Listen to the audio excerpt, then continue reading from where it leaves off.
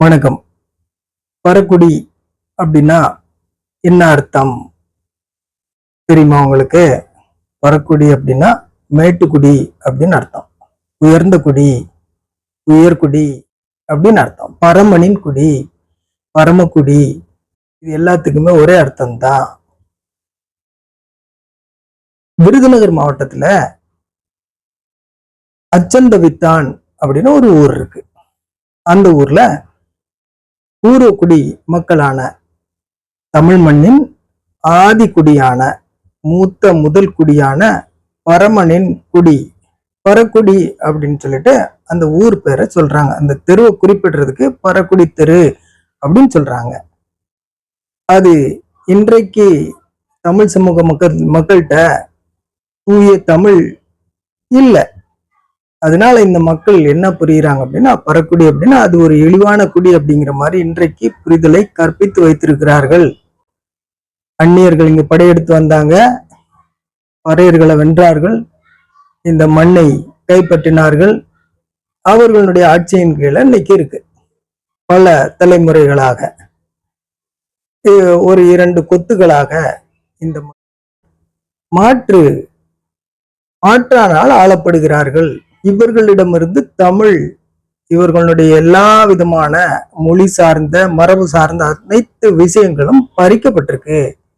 அதனால இவர்களுக்கு புரிதல் இல்லாம வரக்கூடின்னு அவங்க சொல்றாங்க. அதை புரிய தெரியாம இது இழிவு அப்படிங்கிற மாதிரியான புரிதலோட அந்த மக்களும் கூச்சப்பட்டுட்டு வரக்கூடின்னு சொல்றாங்க எங்களை அப்படின்னு சொல்லிட்டு அவர்களே அத ஒரு ஏளனமா நினைச்சு சொல்லக்கூடிய நிலை இன்றைக்கு இருக்கு.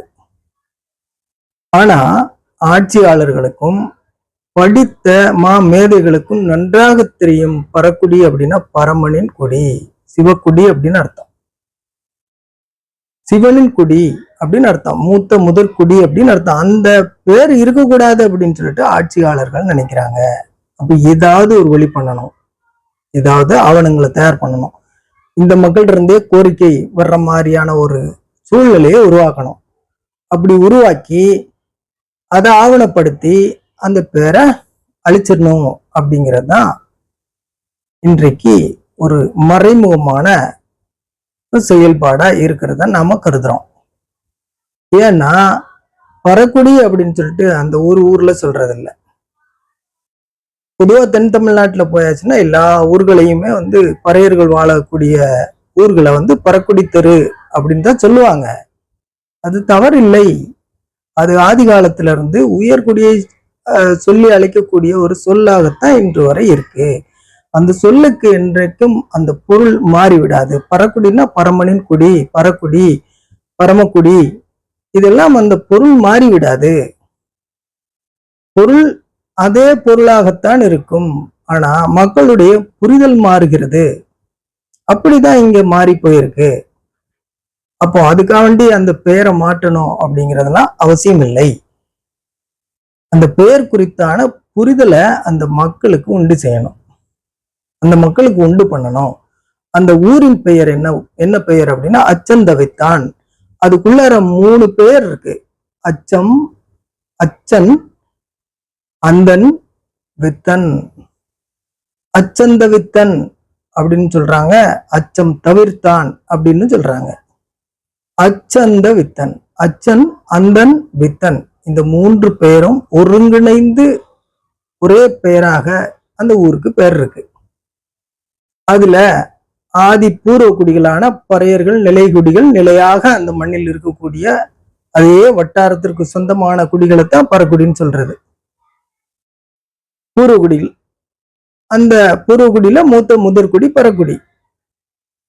அந்த பறக்குடி அப்படிங்கிற அந்த பெயர் இருக்கக்கூடாது என்கின்ற எண்ணம், இதை இந்த மக்கள் புரிய மாட்டேன்றாங்க. இந்த மக்கள்கிட்ட இன்றைக்கு தலித்தியம் பேசி இந்த பறையர் அப்படிங்கிற சொல் குறித்தான இழிவுகளை கற்பித்து, பறையன் அப்படின்னா சூரியன் என்ற அர்த்தம், சிவன் என்ற அர்த்தம். செம்பொன் மேனியன் அப்படிங்கிறார் யாரு? மாணிக்க வாசகர் சிவனை சொல்றாரு. அதே சிவனின் பெயர் தான் சாம்பான் அப்படிங்கிறது இங்கு மானிட பிறப்பாக அவதரித்த அந்த சிவனின் பெயர் சாம்பான்.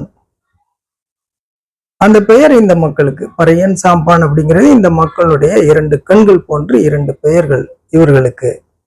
அது இந்த மக்கள் இருந்து பிரிக்கவே முடியாது அந்த பெயரை. அந்த பெயரின் மேன்மை அதற்கு ஈடுணையான வேறு பெயர்களே கிடையாது. அப்படிங்கிறதுனாலதான் இந்த பறையன் சாம்பான் அப்படிங்கிற அந்த பெயர் குறித்தான இழிவுகளை கற்பித்து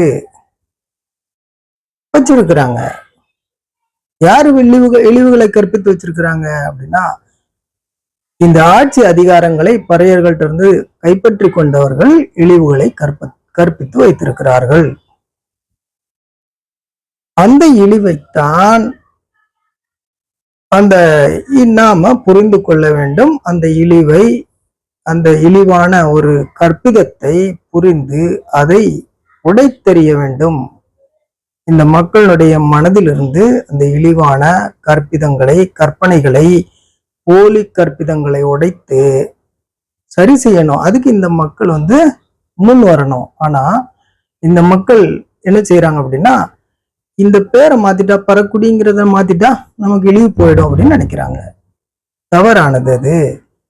மீண்டும் அது உங்களுக்கு உருவாக்க முடியாது. அத அரசு ஆவணங்கள்ல மாற்றக்கூடாது.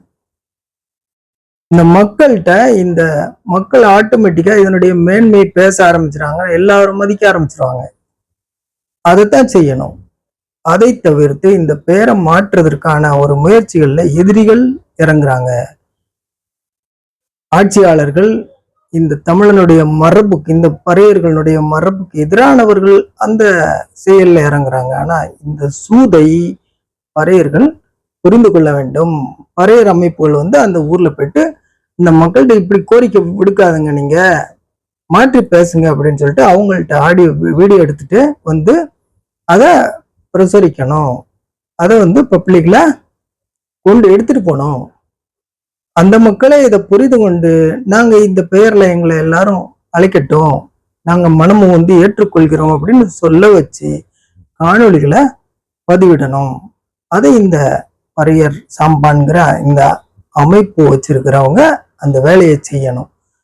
இப்போ ஆட்சியாளர்கள் என்ன செய்யறாங்க அப்படின்னா, அவங்க வேற துணை அமைப்புகளை அங்க அனுப்பி, இப்ப பாருங்க கம்யூனிஸ்ட் அமைப்பு அங்க போயிட்டு அந்த மக்களுக்கு என்னவோ உதவி செய்ய போற மாதிரியான ஒரு இதை உருவாக்குறாங்க. ஒரு பிம்பத்தை உருவாக்கி, இது இந்த பெயர் இழிவான பெயர் தான், இதை மாத்திடுறோம் அப்படிங்கிற மாதிரியான ஒரு கற்பிதத்தை உண்டு பண்ணி அவர்கள் இதை முடக்க பாக்குறாங்க. இந்த பெயரை முடக்க பாக்குறாங்க. ஆனா இந்த பெயர் முடக்கப்படக்கூடாது, வரலாறு முடங்கும் அப்படிங்கிறத இந்த பறையர்கள் தெரிஞ்சுக்கணும்.